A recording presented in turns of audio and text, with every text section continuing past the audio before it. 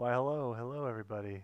Thanks so much for joining here at Bird Fight Records. This is Candid Conversations with Professional Musicians. We thank you for joining. Sorry we're a few minutes late. Technical issues sometimes. The internet.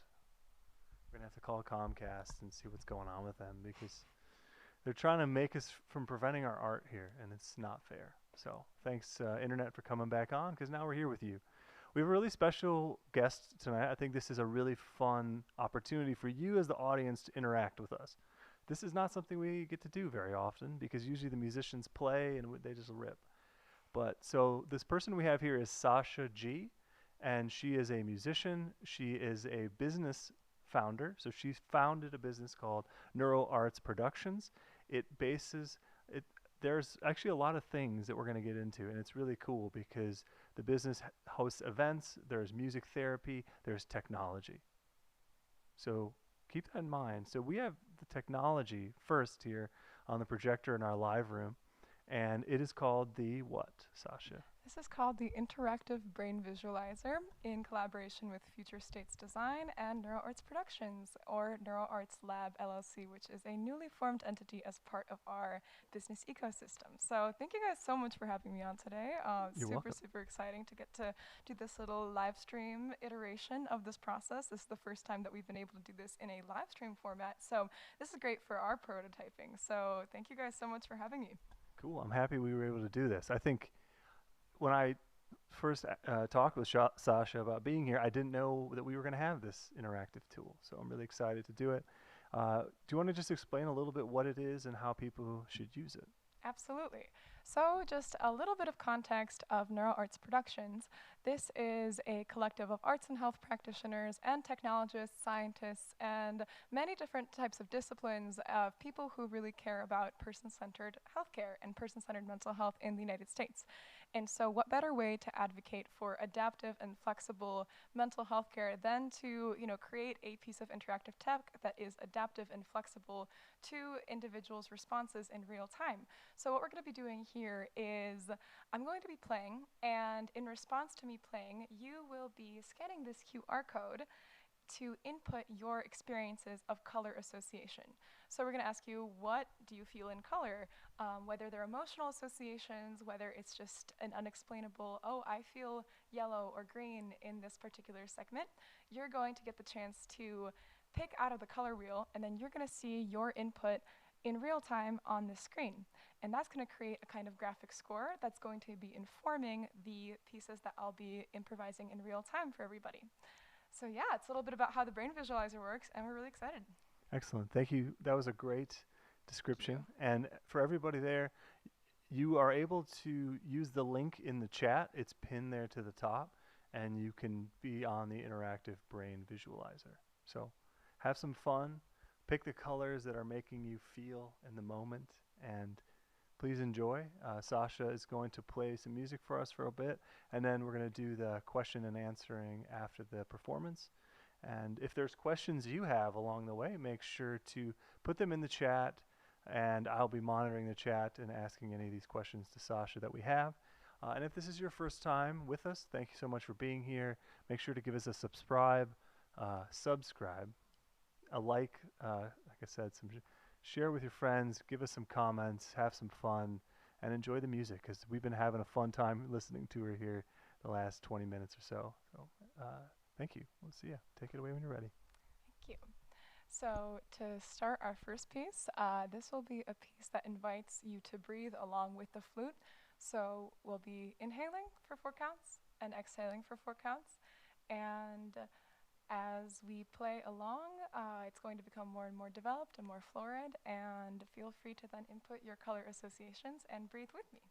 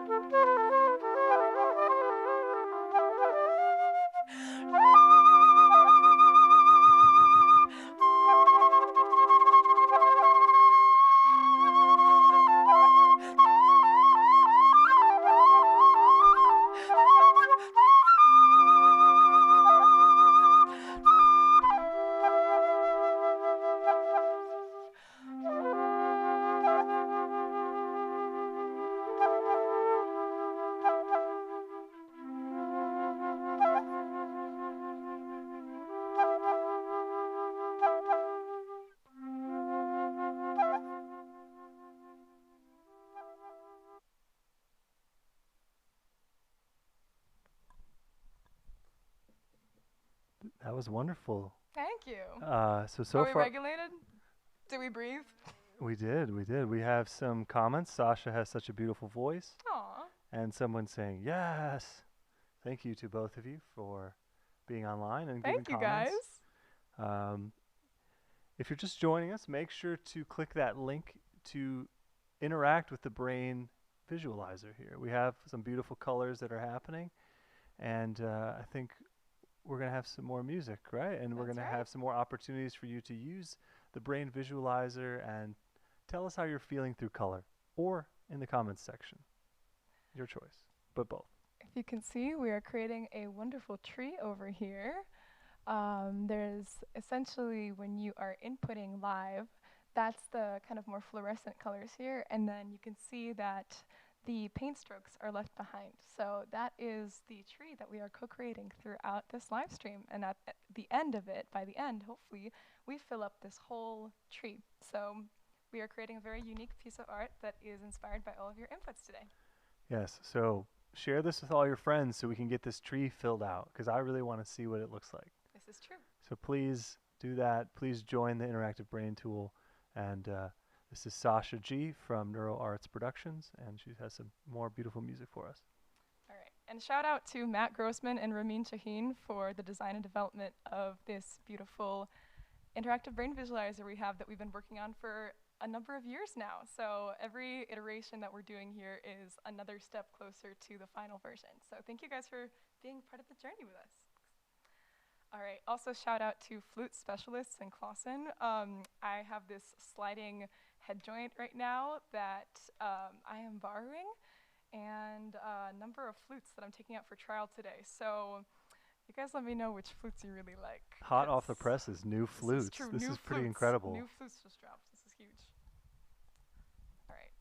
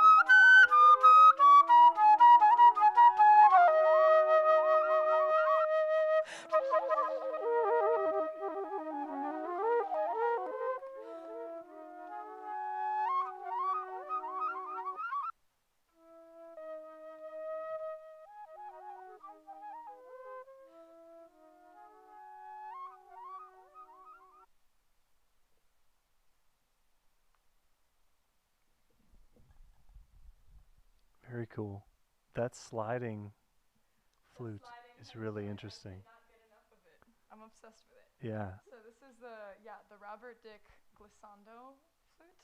So this is a head joint that basically allows you to put your chin right here, and then you use the. I'm still trying to figure out what's easiest if you know use your hands to move it or like you use your jaw, and I think it'll be like probably it's probably a little combination of both, but this gives you more control. So I'm Yeah. obsessed with it. I can't wait to keep using it and learning about it, and I think it's so cool and spooky and makes all kinds of sounds. So. Definitely. When you mentioned when you got here about the moving head joint, and Mhm. I don't think I knew what that really meant. So it was great to see it in action because, like you said, the spookiness was beautiful off the top. Thank you so much. Yeah. Yeah, I'm obsessed with it, and yeah, it's a lot of fun. So. Yeah, we have some more fun comments from I assume some of your friends. So soothing, beautiful. My Sasha to my Asha. I always cry when you do this. Oh my gosh! Hi. Uh, let's go. Some hearts. Slay. So thank you Phenomenal. everybody. Thanks for watching. Thanks for being here with us tonight. Thank you guys. So Keep the comments, fun. keep the questions coming. So Sasha's going to play some more music for us, and then we're going to get into the interview section and get some more behind the scenes knowledge of the background that Sasha has and what Neuro Arts Productions is and what they do for the community. It's a lot of beautiful stuff. So if you have questions along the way, please let us know. Thank you so much. Thank you. This is going to be the last segment, last movement, if you will. Let's take a look at our tree. Oh man, it's filling up. It looks really good. There's a little bit more to go, but it looks beautiful. So. Oh, I see. I didn't. Yeah. All this time, I didn't know that the color palette was coming up that way. Yeah. Really interesting. I was expecting, I guess, the lines to remain as the tree, Yeah. not to so disappear into the tree, kind of. Yes, exactly. It dissipates into the tree and it creates a kind of like washed out, like this is the residue of the paint stroke here. And so Oh, beautiful. It's cumulative. So. I see. All this time, I thought it was a race to get as many lines going as possible. That could be another iteration, though. I do like Yeah. that. So, yeah. Well, cool. Now that it's filling in, I can definitely see where it's coming from. So very cool. Yeah. Thanks everybody for participating. Thank you, guys. So make sure to hit the link and join the Brain Visualizer tool and help us fill out this tree. We're getting really close now. So thanks for being here. Huge. Yeah, let's get a little bit of this iwi going. I love this. Shout out to my dad who got me this iwi for Christmas. Shout out if he's watching. Yeah, really phenomenal stuff here. Love the iwi, and this is its like third spin outside, so very excited about this. Yeah, so somebody, sorry, I'm interrupted. Somebody said iwi sleigh. Iwi sleigh. This So is the iwi. I didn't know that's what that was exactly, called. iwi. Sorry. Electronic wind instrument, iwi, Oh. and it kind of sounds like an iwi. It's like iwi, you know, Yeah. like it's like, yeah, Very cool. Thank you. phenomenal.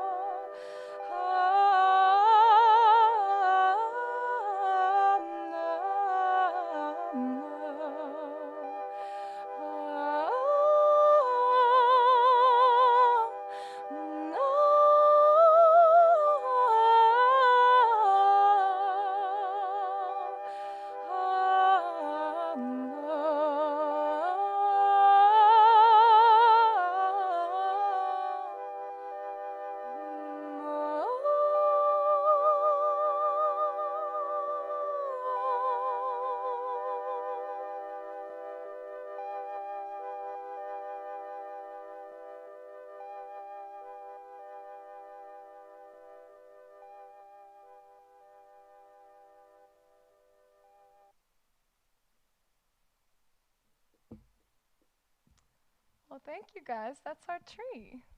Wow. It's beautiful. It's been Yeah, fun to look at watch that. it now that I finally realized what was happening. It's beautiful. I think that was a wonderful piece. I loved how each of the three movements had a different feeling. Ah, same We got intention. some Yeah. comments there. Beautiful voice, cool stuff, lovely. Uh, Much love. Wow, Iwi time. Beautiful. Mental health is an epidemic, and we need Sasha on a T-shirt to spotlight our Oh, souls and minds. oh, So, that's beautiful. yeah, Oh my gosh. yep. So, Asha Jordan, I don't know if you know that person. Wow. So, thank you. Thanks Much for all love. the comments. Much love. Uh, Keep them coming. If you got comments or questions, I'm going to start off with a couple more people. Incredible. Love this interactive feature.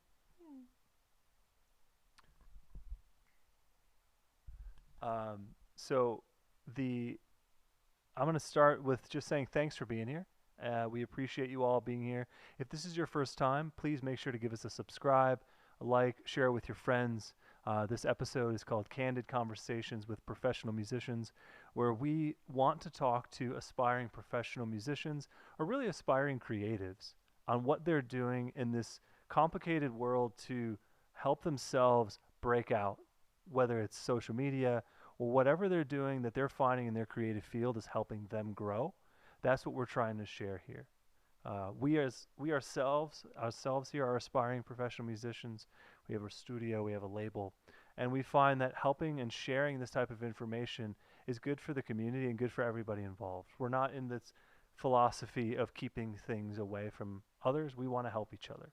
And it was really helpful to talk to Sasha because she has similar ethos with her personal life, I guess, maybe that's, and just personal ethos and her business, Neuro Productions. So if you are somebody who is a professional musician or a professional creative and you would like to be on the show, let us know and we'd love to have you. All right, I'm going to start with a couple questions because I think you may know this person. Uh, Ramin, Hi, right? Ramin. Ramin is the developer of this wonderful interactive piece we have here. So there's a little dream team we have going on. It's myself and Ramin, who is behind the actual tech part of the work, and my dear friend Matt Grossman as well, who works with experience design for all of this. So it's a wonderful team. So thanks, Ramin, for hanging out. Yes, I assumed it was the same Ramin. This It is would have been true. inappropriate of me to assume, but he asked a good question, I assume, off the top here. Using the sliding mouthpiece is what I think he meant. Is using the new piece intuitive to a flute player familiar with it, or familiar without it, meaning? Is it a natural upgrade? Oh, well, this is quite literally the first time I've ever played this live. Tried it out a little bit last week, and it was definitely really challenging at first to kind of get everything oriented and understand exactly how it works. It's also, I was duetting earlier with my friend Lexi with these, and we were like, hold on, where's our key center? I don't think we have one. I think the whole point is that we don't have a center because we don't know where the center is. I think it's over here, right? But then it like is very so there's some parts of it that are intuitive, that is just like the general, you have the same lip plate, but it's the actual sliding mechanism is definitely new. It's definitely new, and I'm gonna definitely work on like how do you know what partial means what. It's kind of like a trombone, right? It's you start understanding exactly, you know, how to really manipulate it in the way that you want and have control over it in that way. So there's a lot that I'm learning on this. So I'm so excited that I got to take it out for a little spin. So thanks, Ramin. Yeah, I think I was kind of curious the same thing if there was kind of like a home base in the middle and you would know if there was like a detent or something, but Right. it's just totally fluid. That's the thing. I mean, most likely, the home base will be right, kind of in the center where your regular flute is. That should be like your standard tuning, and then you pitch bend by you go this way,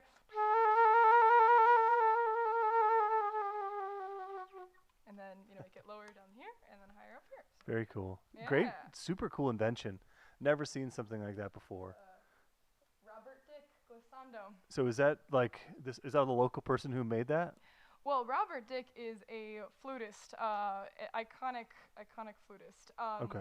I'm actually not exactly sure the origin of the sliding mechanism, but that's something that I want to learn more about. So, yeah. Excellent. Beautiful. Thanks so much. Great question. We have another question from Ramin. Curious if you have any internal monologue while singing slash performing, or if you're in the flow state, or both. Head empty, no thoughts. There's nothing in here. Not at all. Not at all. I mean, I think um, I've been developing certain tools to like, okay, so I want to intentionally use one mode or intentionally use a couple of other, techniques that I've been working on, and there's certain, things in the toolbox that I'm like, okay, let me work on that, let me pull that out. But most of there's nothing in here. I also don't actually have an internal monologue. There's no auditory thing happening in here. I think it's just like there's thoughts, right? But I don't hear words. I think some Just in people don't have an general, internal. Yeah. just like in normal day to day life. Yup. It's just like memories or impressions, but there's not a whole lot of like actual words happening in here. Just thoughts, abstract concepts. So yeah, Whoa. Okay. yeah. I know a couple of other folks who like don't actually hear words inside. So yeah, when I'm playing, I definitely don't hear words, but I don't think that I hear really anything at all. I think it's just we're absorbing the situation, and I think it's kind of a flow state. Yeah, it's a flow state. So there's nothing in here. Incredible. I'm like shocked at this internal monologue thing. Yeah, I don't. Do you have an internal monologue? Yeah, I'm talking to myself right Oh my now. gosh. So if you like raise your hand and you're like if you were in class and then you were like, oh, I'm gonna say something. Do you hear something in your head before you say it? And then Yes. you're like, okay, yeah, no way. It's just off the dome completely. Wow. Wow. Yeah, I think for me, in the same sense is I hear it Yeah. myself. Now that we're getting into it, the internal monologue. But when I start talking, then it's just off the cuff. I see. Yeah. So Yeah. it Yeah. can, I might have had a phrase I wanted to start with or somewhere I wanted to get to. Right. Right. But I find that really interesting because I've never heard of, I've never asked anybody, but I've asked my dad because my dad is Greek if his internal monologue is in English or Greek. Yeah. Yeah. But my dad's lived here for so many years Right. that he's like, I don't know if he understood the question, but he was like, yeah, sometimes, because it's funny when he comes home from Greece, uh, my, after being there for a while, he said, my mom said he'll talk in his sleep in Greek. Oh. So it's like because he's been there for a month or so and he Yeah. talks all the time. And so she thinks that's funny that can Yeah. change. And I don't know if my mom actually might be watching tonight, so it'd be funny if this was the That's time. awesome. I don't I often get talk that. about my parents. Sorry, guys, but It's it's just great. like a part of that thing. Yeah. And it's yeah, I just can't. I'm still kind of trying to understand this idea of not having that internal monologue. So it's I like, speak both Russian and English, and folks ask me like, do you hear yourself in Russian or in English? And I'm like, I just don't hear myself. Like, there's no internal monologue. So yeah, but yeah, Russian culture and Russian language does inform some of the different motifs that I'm playing. I think there's a lot of when you grow up with like Russian folk in your head and things like that, there's certain leanings you might have, and it's interesting. I've always been wanting to do a kind of self-study on like exactly, especially like pre-colonial like Russian folk, etc. Like how does that actually seep into your modes and seep into the way that you're playing, whether or not you actually know it, because we talk about a lot. There's music is in our bodies, it's in our genetics, it's art is a human right, it is so like deeply within us in that way, and so it's interesting to see how different cultural roots can also seep into your playing, whether or not you know it. So I'm continuing to learn more about that, but yeah. I think that's really cool. I've had Yeah. similar kind of things growing up listening to a lot of Greek music Yeah. and kind of playing the guitar and finding these certain sounds that are fun to me because I grew up listening to Greek music, but then often a lot of jazz artists in the 60s and 70s were experimenting with those kind of Middle Eastern kind of Yeah. sounds too. And I found those artists at some point too. I'm like, oh, Mhm. I see how people brought this into like rock music in some way. Yeah. Like the Mahavishnu Orchestra is one of those that kind of jumps Mm. out at me too for Mm. that, bringing those kind of sounds into their like kind of rock oriented music. Yeah. But super fascinating. I think I'm going to be simmering on just that. Like you dropped a bomb right off the top. I'm sorry. But very interesting. I need to do some research on that. And I could probably keep going on.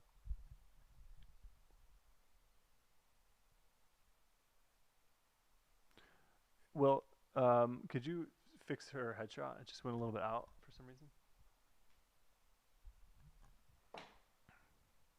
No, that's okay. It should be on autofocus, so I don't know what's going on. So let me see if I have. So it looks like we might have some more questions. Uh, so super fascinating the process.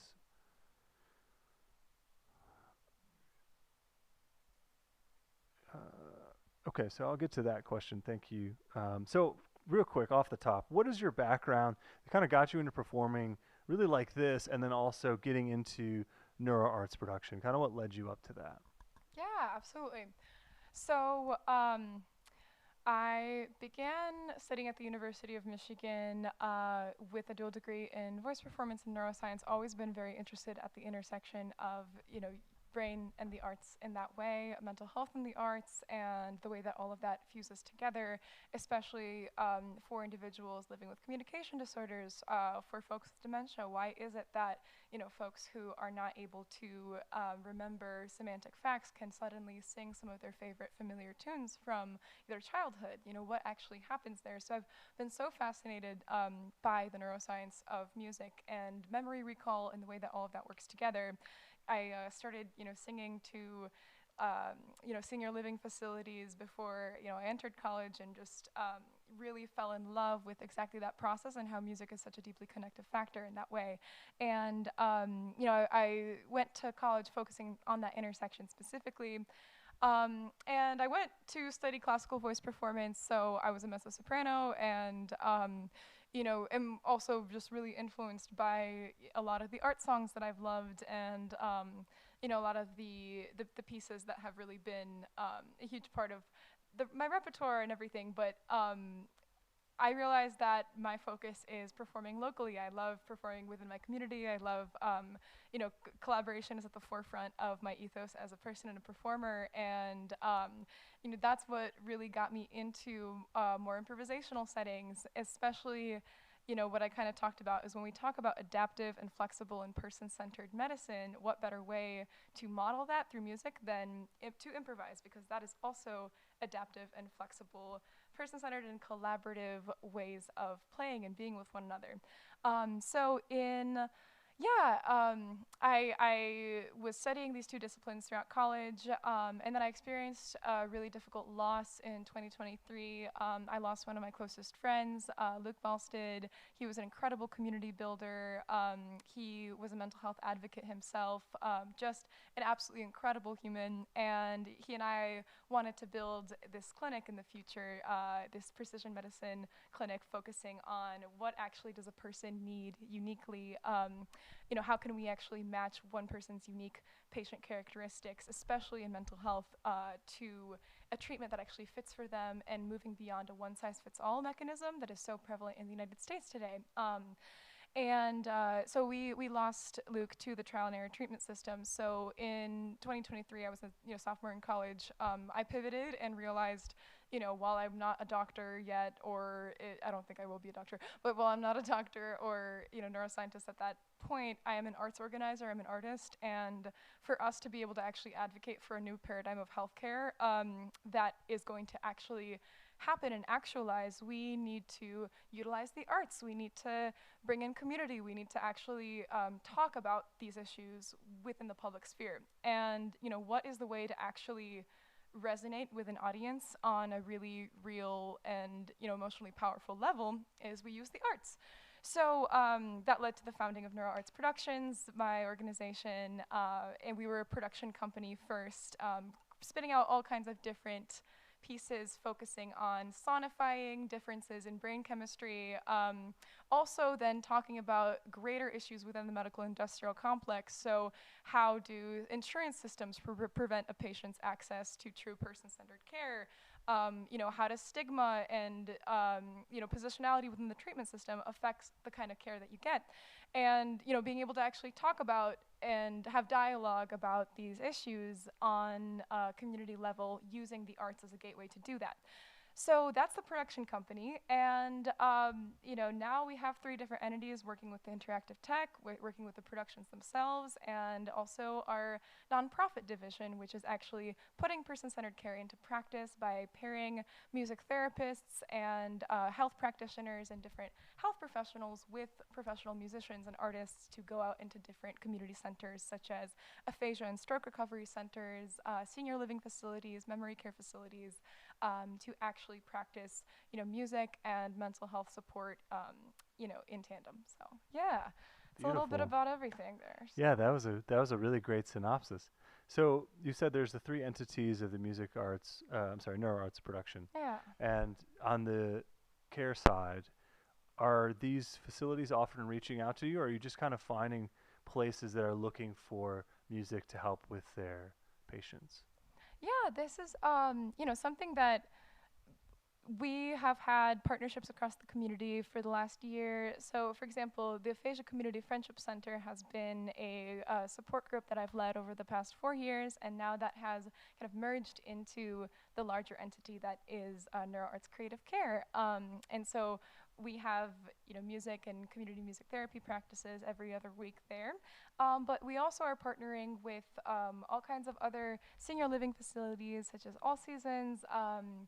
We've been partnering with also different local music venues as well, because what's special is that we can bring in the music to the neuroscience side of things, to our different community centers, but we can also bring the neuroscience and mental health side of things into the places that are already in the music space, and so we kind of work with both dimensions on that end.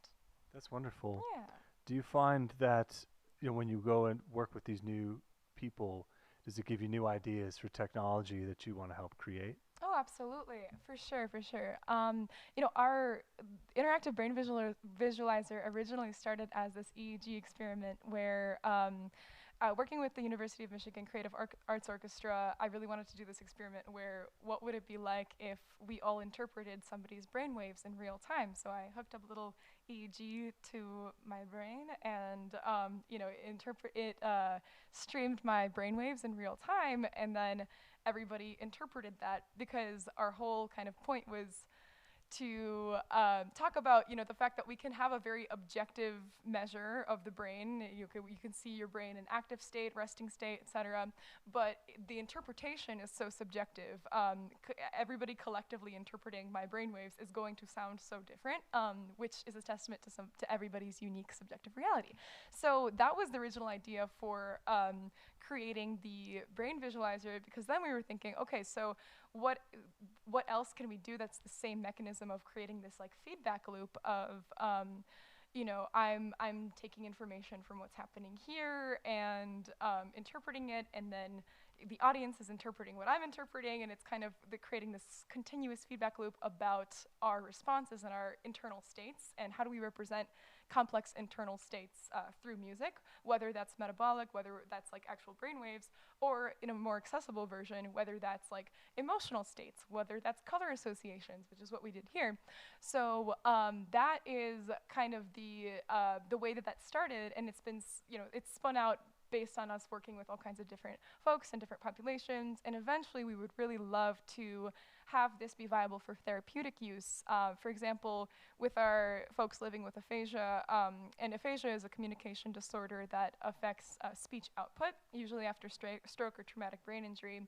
A lot of our folks with aphasia are not able to tell us their emotional experiences or responses in words, but they may be able to input a color association, for example, and then create dynamic art that way, and we might be able to interpret their inputs using music. So how can we use something like this as an augmentative communication tool?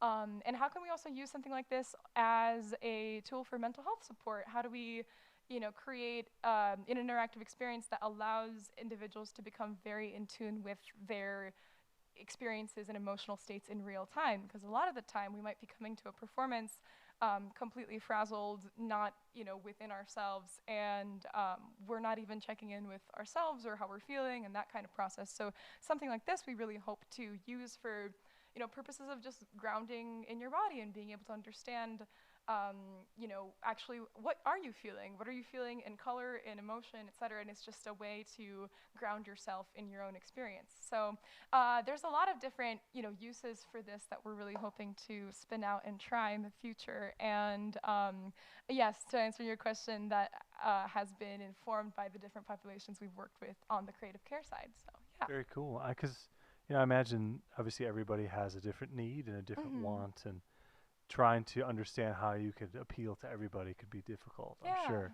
But I can imagine it's exciting and exhilarating to see and meet these people and understand how you can find tools to help them. Yeah. And that's really cool. I think that's a great thing that you're doing for the community and out there with all these different people, right? It seems like I've been following you now for a little while. You're working with different organizations, different people, kind of a lot of fun things, a lot of performances, right? What exciting things do you have coming up this year that you can share with us? Yes. So, something that will be coming up very soon is the release of the full video of our recent production, Frames of Mind in the Garden. And in this video, we're actually using the brain visualizer, but also collaborating with an amazing chamber ensemble, Fly Dolphin, and another incredible singer friend of mine, Zoriana, as well as we have visuals, we have an incredible dancer, Alana Michelle Productions. It's a very multidisciplinary production, and this is something that I directed and am singing in. We also feature compositions between myself and my collaborator, Nicole Nord. There's a whole lot of interesting stuff going on there, and we performed this live on February 5th, and we have a fully recorded video that we're going to be releasing very soon.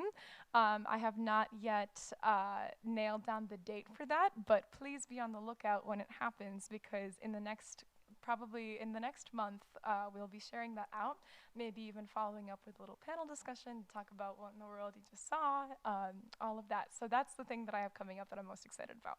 Also, I'm going to plug my wonderful friend Angelic is a harpist in the Detroit area, and we are working to repair her harp. And their harp is a wonderful harp that has been in Detroit for a long time, and it's very important that we repair it. So they're putting on an incredible performance on April 5th, and this will be a tribute to Alice Coltrane and Dorothy Ashby. I'll be so grateful to get to play on it, and it'll be a lot of really cool music, so come out to that as well. How much do harps typically cost? A lot. A lot. I am not a harpist myself, so I don't have the exact numbers, but they do cost a lot, and so do flutes. So, these are intense purchases. Can So you tell me how much that one costs? Or do you have the sliding flute head joint itself, the head joint itself is like separate? 1,500. So that's Okay. like a separate thing. Got it. But these guys are they're used flutes. They're like more vintage flutes, but they're in the like 3K, 4K range. So pretty Okay. intense. But a flute that you would buy new would be probably in the 20K. So 20? these things are these are Whoa. intense. 20 for a new flute? Wow, okay. Guys, my flute got stolen last year. It was so sad, which is Man. why I am working on getting new flutes. And I've been playing a student flute for the last like year and a half, which has served me really well, and I'm so grateful for her. But it's time to upgrade. So yeah. Wow. I was yeah. not expecting 20K for that. It's intense. Yeah, very Mhm. very intense. Yeah. Flutes are. Hopefully you have it Intense. insured or something. Oh yeah, I'll definitely be doing that. But I'm in my process of getting a new flute. I'm Do you doing name them? trials, So what was that? Do you name your flutes? Oh my gosh, I do name my flutes. I do. What are their um, names? My first flute's name was Clarissa. That was the flute that I had when I was 12. And then my second flute's name was Lizzo, because Lizzo's flute's name was Sasha, so I named my flute Oh, Lizzo. wow. Oh, that's So it's a hilarious. little That's pretty so cool. great. situation. Yeah. So Excellent. Well, we got a couple questions here online. I'm going to go for right now.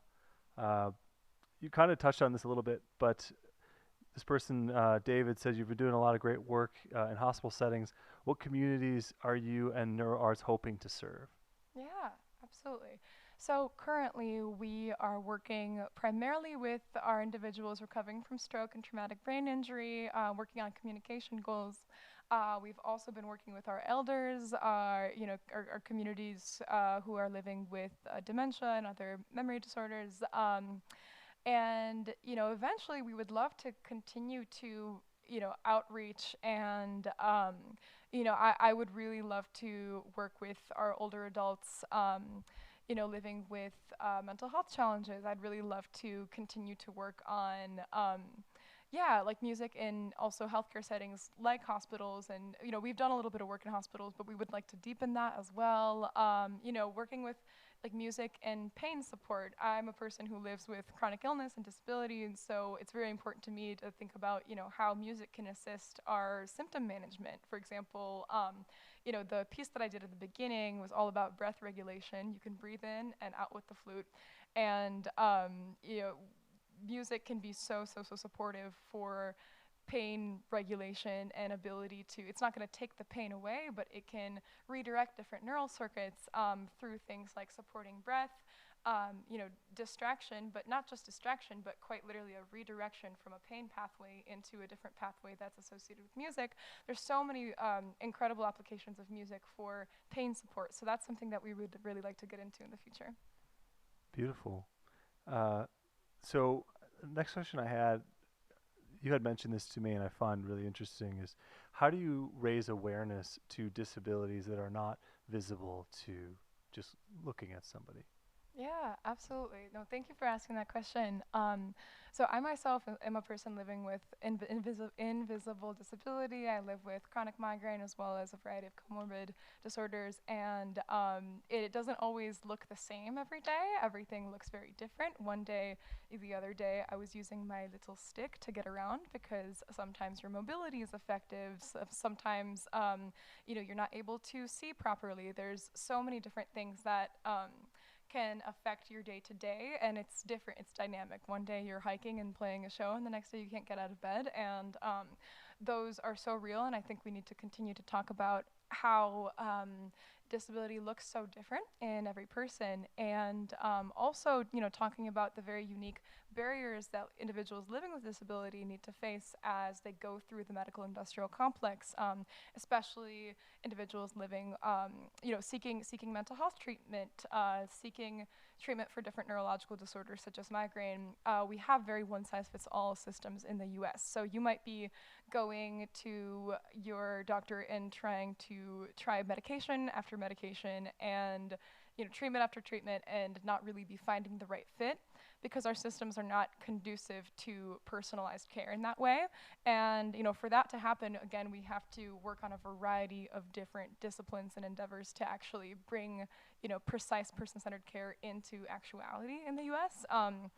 And so one way that I like to talk about these things is, create art. So something recently that I was able to do with a great friend and collaborator of mine, King Sophia, was a piece called 3 Movements for Migraine. And what we did was we created these 3 movements for electronics, flute, voice, and cello that were all about sonifying the experience of chronic migraine. We created a graphic score that includes some of the different visual disturbances that we see when you have attack and prodrome and postdrome and the different stages of migraine. And really detailing out, what that looks like visually and interpreting those visuals through sound. We're also, even sonifying like tinnitus, like pulsatile tinnitus, which is like the thump in your, left temple, and like we're sonifying that through a bass line. And we're, creating all kinds of different like sonic experiences to bring to light what it's like to actually like live with migraine all the time every day. So we can be very direct and explicit about it and be like, okay, this is literally what the thumping sounds like, and we're going to like make that a beat on your flute. And we can also be more implicit about it as well, of just generally telling the story of the exhaustion, just the dead ends all the time, but also the power of community and strength when you're a person living with invisible disability. So I love to create art about it and create all kinds of interesting avant pieces to sonify that. So I wanted to go back to you talking about healthcare being individual based. Yes. And as someone who's a wheelchair user, I totally get that. Yeah. And especially like the other week I was in an urgent care because I had symptoms that for me meant bladder infection, but for other people don't mean that. And so I was trying to tell the doctor that I'm Right. sweating not because I have a kidney infection, and she Right. thought I had kidney infection because I was sweating. And I was like, no, I'm sweating because of my spinal cord injury. Right. And she eventually got it, but it took a while to get there. Right. So, Right. do you have things like that you have to, and you don't have to go into it if you don't want, but have you experienced that as well? But yeah, absolutely. I mean, that's such a real point of especially living with disability, you're going to have one symptom mean something completely different or present completely differently than another person. And we also think about like mental health as well. Of so many symptoms look like one another, so many different diagnoses look like one another, but our diagnostic systems are, continuing to work on building that kind of precision to be able to actually differentiate treatment, not just, here are your set of symptoms, but also how does that very unique set of symptoms manifest for you, and what does that mean for the kind of care that you need specifically, as opposed to it being a one-size-fits-all mechanism. And that means, integrating one person's unique neurobiology, the way that their actual brain chemistry is working, but also their lived experience, their unique positionality, their history, their family support, all of these different mechanisms that are so important to integrate when we talk about the need for person-centered care. So Yeah, that's they so just need to real. listen Yeah, because, this is so you real. know, Yes. because so many times doctors don't give you the time to listen. So just being able to listen to people that are different. Right. But Right. yeah, sorry to interrupt, Tom. No, but that's Well, so everybody's real. different.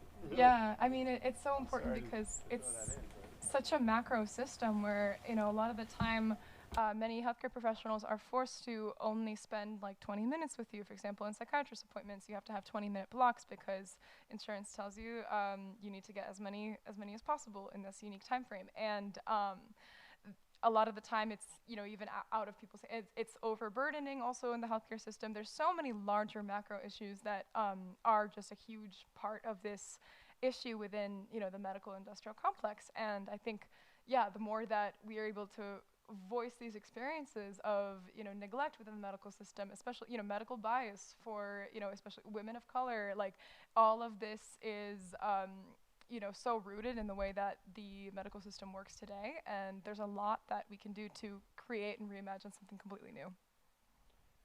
Yeah, it's interesting. I have a bunch of friends that are doctors, and they've had conversations saying how they want to care and want to Mm-hmm. spend more time with people, Right. but inherently they're just stretched so thin Right. that Right. it's like this thing that happens, and it seems to be worse when certain hospitals buy out other hospitals and there's the merger, and Right. when it's all comes down to the money, right? Mm-hmm. The pharmaceutical industry, the medical healthcare industry, right? There's just And too it much becomes very cash. profit over people oriented. And Yeah.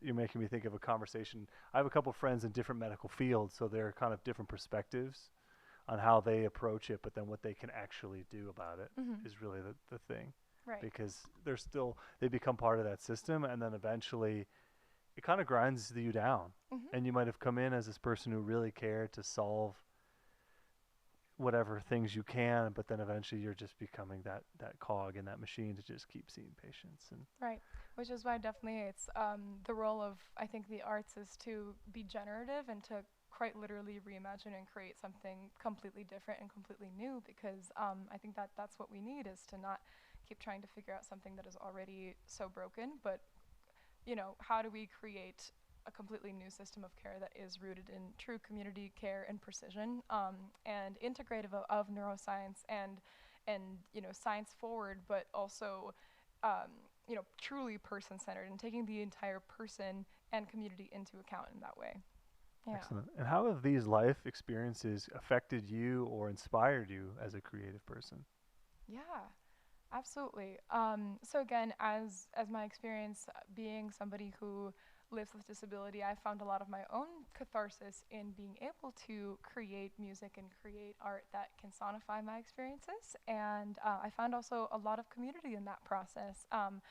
Then you're able to, speak to people who experience the same things. You can find solidarity in your experiences, and I think that art as a community building process is so vital for our sense of well-being and collective well-being too. So yeah. Very cool. Um, there's a question here I'm going to go to on the chat, and I'll say that if you have any more questions, please make sure to put them in now. There's been a lot of love on here. A lot of Aw. love. You have a lot of fans. Uh, yep. So there's a lot of fans saying you're doing great work and that it's very cool that you're bringing these specific things to light. Somebody did ask a question about what you mentioned earlier. Sorry, now I lost it. But oh, here we go. What did the collective orchestra interpreting your brain waves sound like? Oh, well, it was really interesting.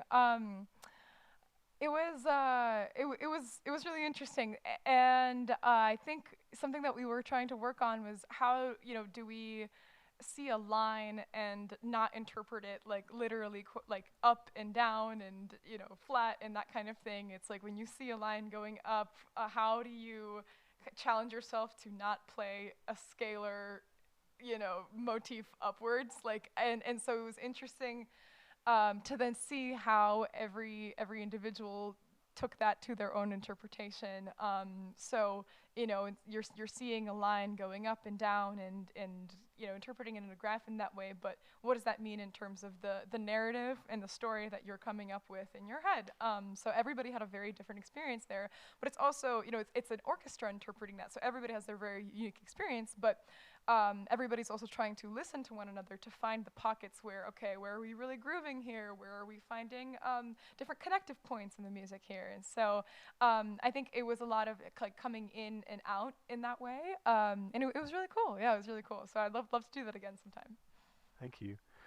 So my next question is regarding social media and how do you find is social media helpful for what you're advocating for, or is there kind of too much noise out there that's advocating for mental health, but it's really just false ideals? Because it seems like it's probably with anything, social media, there's extremes, and that's kind of what you end up seeing. But do you find that it's helpful for you to look out for people there or to post, about all the things you're doing? Yeah, so especially working as a local musician, there's so many of my favorite collaborations have stemmed from being able to find other incredible instrumentalists and players like through socials. We're doing something really cool over here, and then you start finding those connective threads, and then just like creating really cool things together. And so, as somebody who hopes to continue making music within my communities, social media has been really supportive to kind of solidify those different networks and threads and just find each other to create really cool things. And I think especially as it relates to advocacy and advocacy for individuals living with invisible illness and better healthcare systems, I think social media is a great connective factor. Again, it can help pinpoint different people that you can connect with and build solidarity with. But the real work does happen on the ground. It is organizing within your communities. It's actually like showing up and there's I think social media can be a wonderful tool to find each other. And once you find each other, then you're also really you're working together, you're making things happen. And So you I want to think turn the social media into real relationships? yeah, Is kind of what you're saying? exactly. Okay. Yeah, it's a great gateway to those real relationships, to build things together for sure. Excellent. I think that it makes a lot of sense Yeah. in most fields. I would think you're hoping to try to make a relationship, a connection, things that you like, Right. don't like about anything, right? Right. And then I just find, I guess maybe it's just my feed. There's always people trying to sell mental health to you. Right. Like they're Right. trying to sell It's physical health. commodifying. I mean, Yep. like Mhm. physical as in exercise. Mhm. And I just have to imagine there's a lot of nonsense or noise, whatever wording. And do you find it's hard to sift through to find the good stuff, or is it just up to the person to deem what is truly good for them? Well, I think a lot of the time you're gonna be seeing a lot of noise and a lot of products and a lot of attempts to commodify wellness, and that's a whole thing, medical industrial complex or mental health industrial complex. We're trying to like sell wellness as this kind of individual thing that you can buy it, and that's actually just not the case at all. You know, wellness is being able to have your basic needs met. It's being able to be within your community. It's you know, it's not coming from advertisements in that way. And so when it comes to actually obtaining information about, you know, disabled experiences, go check out disabled individuals' profiles. Like it's going to come from individuals with that lived experience themselves. If you know people want to learn about, you know, what it's like and learn from people firsthand. So, yeah. Have you worked at all with Detroit Disability Power? Oh I my know they're goodness. pretty cool. I have wonderful friends who are tapped in there, and I'd love to work with them a little bit more because they're doing a really, really wonderful work. Yeah. Yeah, for sure. Yeah. Can you hear Rue meowing up there? I can. Oh, I'm sorry. I can't She's- hear up here. She's trying to get into your bedroom. Oh my And gosh. she's like thumping the door. That's Oh. so funny. Sorry, little Rue. She's been walking around ever since the music stopped. She's been kind of waltzing around back here. Aw. Hopefully you're not allergic to cats because she's been I smelling your love stuff. cats. Oh my gosh, I love cats. So sorry if I kept catching her, but yeah, she's over there trying to get into his room. I just started living with a cat. My new roommate has a really wonderful cat, and he's so nice. And like that's one thing that has significantly supported my well-being is living with this cat. Like Yeah. he's so sweet. The animals, they're great for that. Oh, It's of so course. cool. So, all right, everybody, if you're out there, this is the last chance for questions. We still have been getting a lot of love. A few people saying that, you know, disabilities can present so differently in different Yup. situations. So trying to find that individualized care is really important. For sure. And so the last question I have here is actually the same question I ask everybody. And it's, how do you define success as a musician, as a creative, however you want to look at it for you? And do you feel that you are there yet? Aw, yeah, that's a great question. I think my conception of success has shifted over the last several years. I think that what is oftentimes fed to us as being successful as a musician is, you know, quantities, it's numbers, it's how many people know about your work, how many people are you reaching, how many streams, etc. It's very, you know, it's very consumerist and it's very numbers oriented. And I've been working out on learning that and understanding that to me, success is my work authentic? Is it rooted in joy? Is it rooted in the values that I truly, really care about? And is it rooted in community? And is there impact being made? And it's always, I have a kind of motif that is like impact over perfection always. And I think that that is, you know, true success is impact, and especially impact within your community. Ripple effect is really important. It's not always about how many people you reach with your messages at once. It's about how many people you can equip with that knowledge to continue to talk to the people in their communities. And I think, yes, success is rooted in impact and also joy.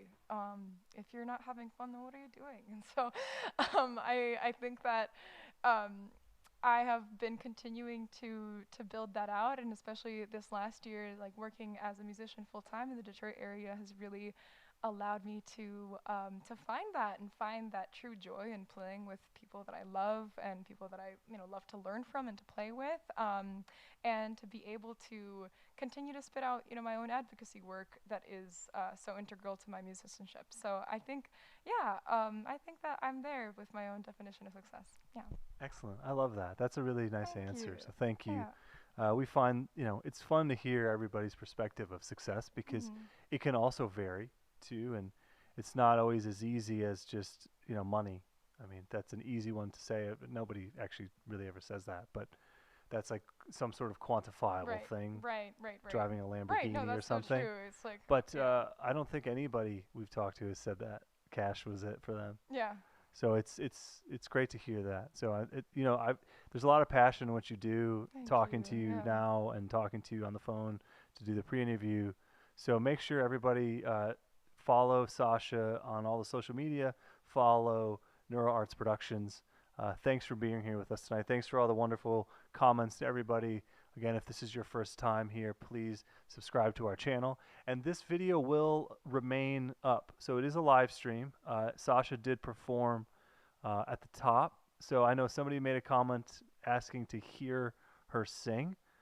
So if you joined a little late, sorry about that, but you can still listen to her music that she performed already at the top of the hour. So thank you for being here. Again, this is Birdfight Records, Candid Conversation with Professional Musicians. And we'll see you next time. Thanks so much to Sasha for being Thank you here. guys so much.